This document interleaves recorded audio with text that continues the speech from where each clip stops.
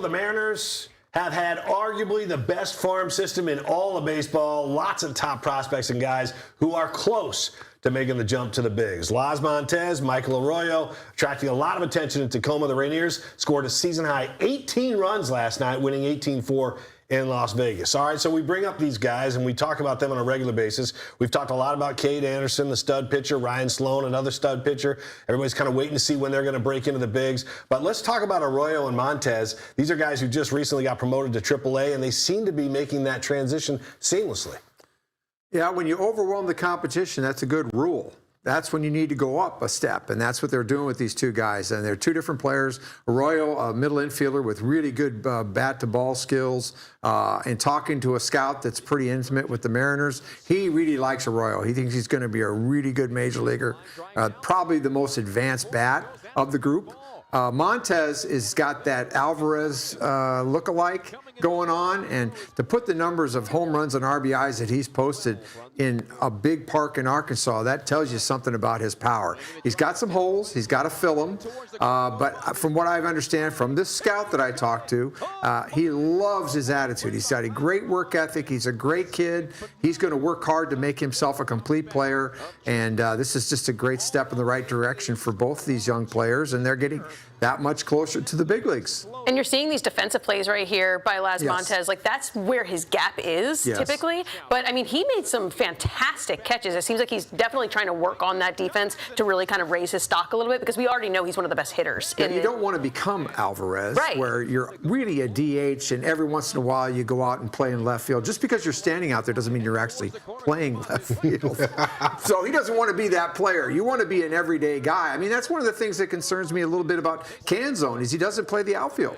He played for a couple days and he hurt his hamstring. I mean, he needs to play a position. I think Montes understands that if you really want to be a good player in the big leagues, as a young player, you can't be a DH. You got to be able to play a position. Should they stop platooning him, Canzone, and get him out there? Well, you know, I think they were kind of starting to play him out there, and he played pretty well, and then he hurt his hamstring, so they went back to square one. He went back to the DH spot, and then, of course, really went back to right field, or sometimes Robles, depending on if we're healthy. But, yeah, I like to see Canzone play a little bit more out there. I want to see his future blossom as a complete player. All right, let's go back to Arroyo and Montes for a second and talk about some of these Mariners prospects out there. The trade deadline is August 3rd. So there's this conspiracy theory that maybe the Mariners are bringing these guys up to AAA, showcasing them a little bit, showing other clubs, hey, these guys are right there on the doorstep if you want them. They've got a lot of promise. Is that a possibility? Is that a little bit of what Jerry DiPoto might be thinking? I think that every player that's playing in the minor leagues has to remember that he's playing an audition every day for every club in the big leagues. There always is somebody watching. Remind young players of that all the time. Are the Mariners showcasing them? I don't think so. They covet these players. The Mariners have had a lot of success bringing people through their system. They want to continue to do that. It's very difficult to get position players to come to Seattle in the free agent market. Obviously, in trades is challenging as well. The Mariners need to continue to develop offensive players. They've done a great job with pitchers. So I don't think that's necessarily the case, that they're trying to showcase them. I think that just naturally happens. The Mariners don't want to get rid of any of them if they can help it. Yeah, all right. I think they won't complain if they do get showcased, though, and they are there for the trade, because I think they'll probably muster up a pretty good trade package for them. But it is similar to what you just said. Like, it's similar to football and what you said, how they're auditioning every day. I mean, in football, with training camp, with preseason games, the guys know that they are just auditioning for every team in the NFL, and I think it's a really similar situation here with the Miners. Yeah, you got to put it on tape for sure. All right, Mariners picked 24th overall in the draft that starts tomorrow. Let's talk all about the draft this year. There's a lot of pitching.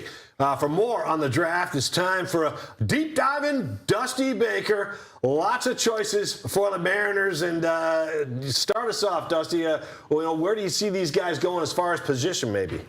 Yeah, guys, I mean, when you look at where the draft is right now, the draft board as a whole, the Mariners are kind of in an interesting spot simply because a lot of the depth that you see as far as pitching is concerned, it falls a little further forward or backwards, and they're kind of going to have to decide, is that a direction that they really need to address versus, of course, you see where they're at right now. A lot of talk at the deadline is they need to get a right-handed hitting bat. Is that something they need in the future? So it's going to be interesting to see if they go for more of a a temporary need, or oftentimes in the draft, of course, you see teams go after what is the future truly and not really thinking about tomorrow. So I'm curious to see it myself. I have a board that I'll show you in a second, but let's take a quick step back, guys, because Jerry Dipoto has certainly made the most of his opportunities in the MLB drafts over the past few years. You have Harry Ford, that one, of course, kind of petered out a little bit, but starting in 2022, Cole Young, obviously we know what has come across with him, the success he's had on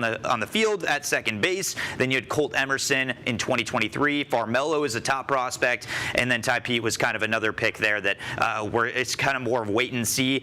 He used Jurangelo St. as a trade piece to get Brendan Donovan, so that was huge in 2024. Of course, made that trade earlier this year. We'll see if that pays off. And then we all know about Cade Anderson and what he's done in the minor leagues. But guys, Luke Stevenson also has been showing at least promise at this time. So before we go into those picks and potentially what those draft picks may look like this time around, I just want to hear from you guys.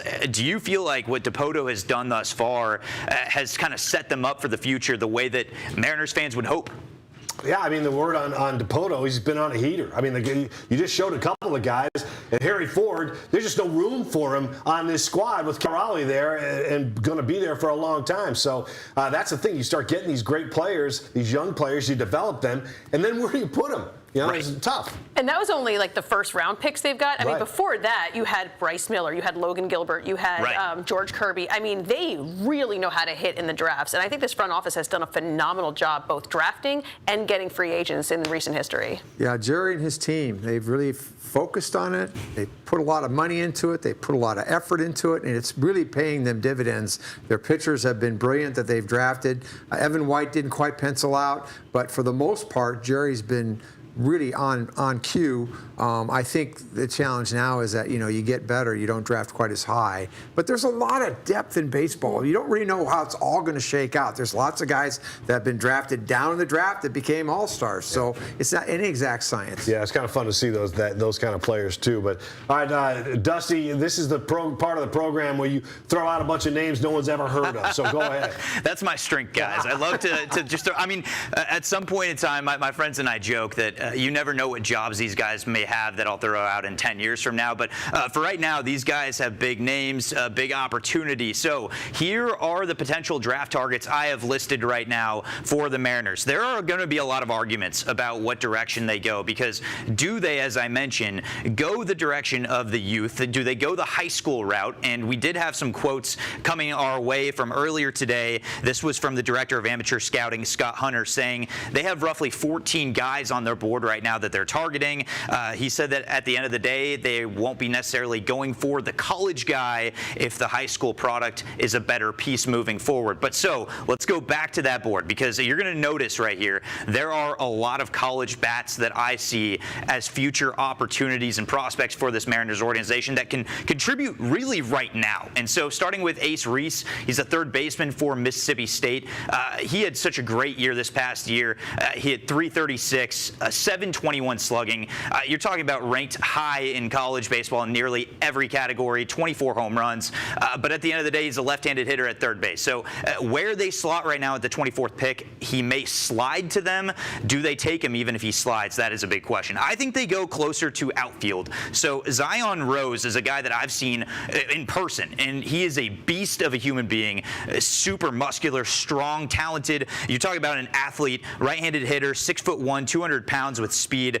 He hits a lot of line drives, guys. He's got raw power that still needs to be tapped into. But if you're talking about a pure hitter, this may be where the Mariners decide to go, and he fits right into that spot at the 24th pick. Another guy that I've seen a lot of is Sawyer Stroh-Snyder, a left-handed hitter from TCU. Now, do the Mariners need another left-handed bat moving forward? That's a big question and something that really needs to be discussed. But if you're talking about a toolsy player, this might be the guy that slips to them as the toolsiest player that could be available at that time. He may be selected earlier. At one point in this year, he was talked about being a top 10 pick in the draft. He's fallen off a little bit just because he had a bit of a slump towards the back end of the year. But a lot of tools there, and you see that he's basically a five-tool kind of guy. I want to move on to the guy that's a popular pick, which is Aiden Robbins. Aiden Robbins, an outfielder for Texas. He has 6 years of college ball experience, is big time in his name right here. So the question is, development, what does that look like? He doesn't need a lot of it.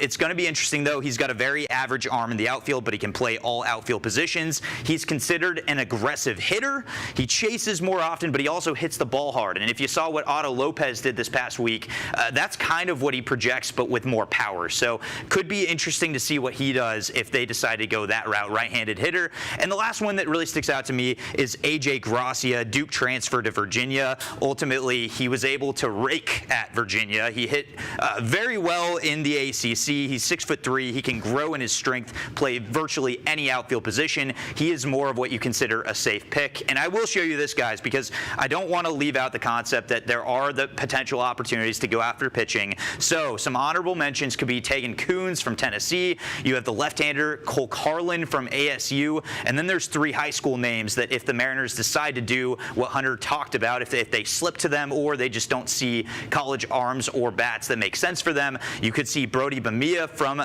Bishop Fien. And of course, you also see Bo Lawrence, a third baseman from Christchurch Episcopal. And that last name, yes, you see Landon Tomei. That is, in fact, the son, guys, of Jim Tomei. So a pure hitter could be very interesting. I guess from the names that I've told you, any that stick out to you, or what do you think the need is for the Mariners going into this draft yourselves? Are you kidding me? The one thing that stood out to me was there was one guy who had 6 years of college experience, Right. I counted on my hands, and he's 21. He started college when he was 16. Kind of wild. The one thing that stood out to me was the fact that Bill uses the word scattery to describe his golf game. This guy brings up Toolsiest player. You guys are just making stuff up on this show. I'm glad you're taking liberties, but Toolsiest? Are we going to have sort of a Scrabble expert on this show now? Hey, Toolsiest is a great word. I can use it in nearly any sentence you want, whether it's talking about deep dish pizza or about major league hitters or prospects. So yes, a Toolsiest, Paul. And I'm telling you right now, if the Mariners can get the Toolsiest player in this draft, that'll help them go a long way. Let's check with the 16-year-old college guy to see if toolsiest is a word. Yeah, but it's cool, and all that stuff is great information, Dusty. It's kind of educates all of us who are watching about what's on tap for these Mariners on this draft. But I have to ask you, Bill, when you're talking about college or high school, we've seen the success they've had in recent years getting college guys. If you're a GM, are you leaning toward a college guy with all that experience? It depends.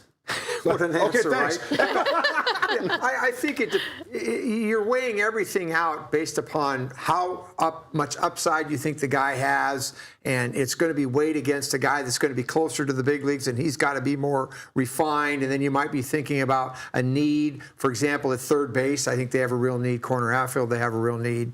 Left-handed pitcher, they have a real need. And you kind of you make the recipe in the kitchen, see which sort of falls to the top of the line based upon your rankings and your needs, and you kind of sort it out from there. But it's a long journey, even if you're a college guy. This is an inexact science. There's lots of guys that post big numbers in college, but they're not necessarily going to be great prospects because they may not be able to play a position, or there's something missing in their approach at the plate.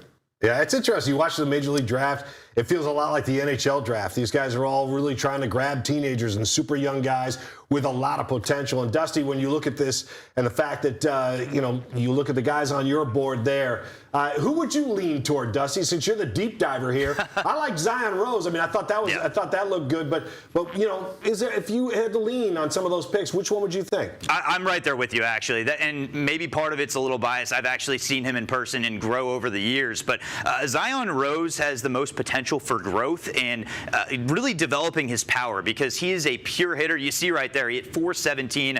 He still slugs .646, by the way, so it's not like he didn't acquire numerous bases at the plate. But at the end of the day, this is a guy that doesn't strike out. He only struck out 15 times in 173 plate appearances. So you're talking about a pure hitter. And if you look at where the Mariners are at right now, one of their problems is a swing and a miss. The other thing that they don't have too much of an issue with is the power department, but they need guys that can come up with clutch hits. And so that is what Zion Rose does. And he can make a fairly immediate impact. So I do really like him in this spot. And of course, when you look at some of those high school products, a lot of that is tapped into where are they developing and where are they at in that process. We have been told this particular draft has a lot of high school players that look like they could project to make a run to the MLB at a faster pace than what you've seen in previous years. That's all great stuff, great information. I'm glad you're doing it for us, Dusty, because that's a lot of homework, man. That's Thanks what I'm a lot. here for.